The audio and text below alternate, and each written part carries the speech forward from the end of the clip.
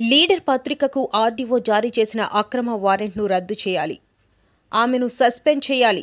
Round table సమావేశంలో journalist సంఘాల నేతలు లీడర్ దినపత్రికకు చట్ట వ్యతిరేకంగా విశాఖపట్నం ఆర్డీఓ శ్రీలేఖ జారీ చేసిన వారెంట్ను తక్షణమే రద్దు చేయాలని పలు జర్నలిస్ట్ సంఘాల నాయకులు, సీనియర్ జర్నలిస్టులు డిమాండ్ చేశారు. ఈ మేరకు నగరంలోని విజేఎఫ్ ప్రెస్ క్లబ్లో జర్నలిస్ట్ సంఘాల ఆధ్వర్యంలో బుధవారం రౌండ్ టేబుల్ సమావేశాన్ని నిర్వహించారు. ఈ సందర్భంగా వారు మాట్లాడుతూ అక్రమ వారెంట్ను రద్దు చేయడంతో పాటు ఆర్డీఓపై చర్యలు తీసుకోవాలని తెలిపారు.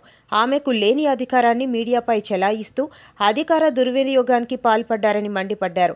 లీడర్ దినపత్రికలో ప్రచురించిన కథనాలపై జారీ చేసిన వారెంట్లో ప్రజల శాంతికి భగ్నం కలిగించారని, ప్రభుత్వాన్ని వ్యతిరేకంగా వార్తలు రాస్తున్నారని, సిఆర్పిసి సెక్షన్ 505 కింద 2 ఏళ్లకు పైగా జైలు శిక్షతో పాటు జరిమానా కూడా విధించే కేసులు నమోదు చేస్తామని బెదిరింపులకు పాల్పడ్డారని తెలిపారు. నిజానికి ఆ చట్టం ఉనికిలో లేదని, దాని స్థానంలో బిఎన్ఎస్ఎస్ ఉందనే విషయం ఆర్డీఓకు తెలియకపోవడం హాస్యాస్పదంగా ఉందన్నారు. పత్రికను ఎందుకు మూసివేయించారన్నది, అక్రిడేషన్లు రద్దు చేస్తామంటూ నిబంధనలు ఉల్లంఘిస్తూ అధికార దుర్వినియోగానికి పాల్పడ్డారన్నారు. పత్రికను రిజిస్ట్రేషన్ చేసే అధికారం, వాటిపై చర్యలు తీసుకునే అధికారం కేవలం ప్రెస్ రిజిస్ట్రార్ ఆఫ్ ఇండియా PRGIకు మాత్రమే ఉందని, ప్రెస్ అక్రిడేషన్లు నిలిపే అధికారం కూడా జిల్లా మీడియా కమిటీలకు తప్ప ఎవరికీ లేదని స్పష్టం చేశారు. లీడర్లో వచ్చినటువంటి కథనాలు ఏవైతే ఉన్నాయో పౌరులకు స్వేచ్ఛకు భంగం కలిగించే విధంగా ఉన్నాయని, ప్రభుత్వానికి వ్యతిరేకంగా ఉన్నాయని, మీ అక్రిడేషన్లు రద్దు చేయటం ఎందుకు చేయకూడదు, అదేవిధంగా మీ పేపర్ ఎందుకు ముంచేయకూడదు అనే విషయాలను కూడా ప్రస్తావించడం జరిగింది. దాంతోపాటు ఈ రకంగా మీరు వ్యవహరిస్తున్నారు కాబట్టి 2 ఏళ్లకు పైగా శిక్ష విధించే సెక్షన్లు మీ మీద నమోదు చేస్తామంటూ ఒక బెదిరింపు ధోరణి, బ్లాక్మెయిలింగ్ ధోరణికి ఆర్డీఓ శ్రీలేఖ గారు పాల్పడ్డారు. నిజానికి పత్రికలు అనుమతి కానీ లేదా దాన్ని పై చర్యలు తీసుకునే అధికారం ఆర్డీఓ గారికి లేదు అనే విషయం ఇప్పుడున్నటువంటి చట్టాల ప్రకారం మనకి తెలుస్తోంది. పత్రికలు రిజిస్ట్రేషన్ చేయాలన్నా, దానిపై చర్యలు తీసుకోవాలన్నా ప్రెస్ రిజిస్ట్రార్ జనరల్కి మాత్రమే అధికారం ఉంది. అది కేంద్ర ప్రభుత్వ సంస్థ, ఢిల్లీలో ఉంటారు. వాళ్ళ అధికారాలను కూడా ఈమె పక్కదారి పట్టించే విధంగా ఈమె నోటీసులో పేర్కొన్నారు. అదేవిధంగా జిల్లా మీడియా కమిటీ అక్రిడేషన్లు జారీ చేయడం లేదా నిలుపుదల చేయడం చేయాలి.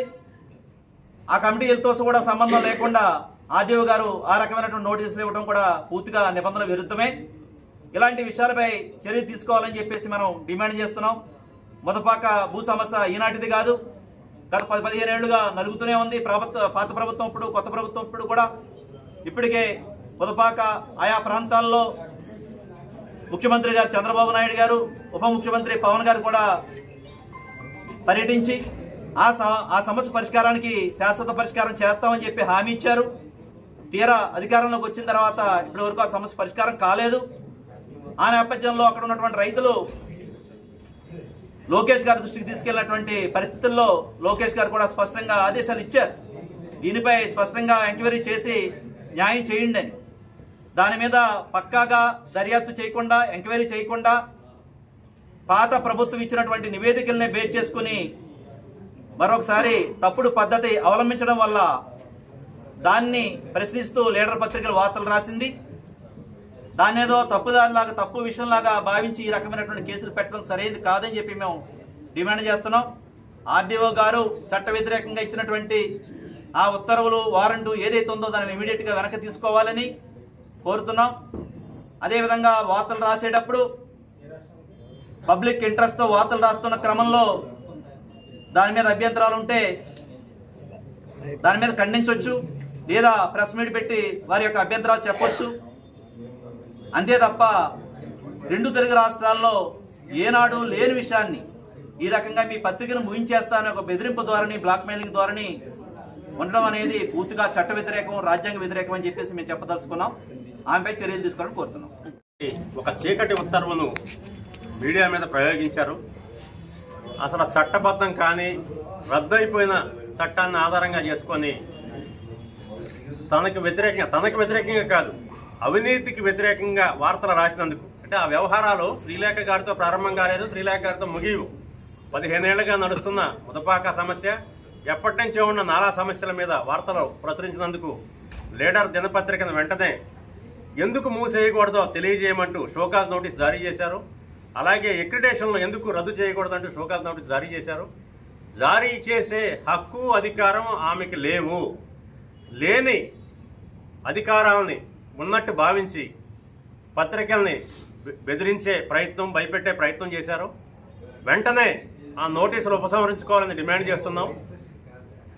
వచ్చిన తొలి పోస్టులోనే చాలా దుందుడుకుగా అపరిపక్వతతో వ్యవహరించి ప్రభుత్వానికి చెడ్డ పేరు తీసుకొచ్చిన శ్రీలేఖని ఆర్డీఓ పదవి నుంచి తక్షణమే సస్పెండ్ చేయాలని పాత్రికేయ సంఘాల నుంచి డిమాండ్ చేస్తున్నాం.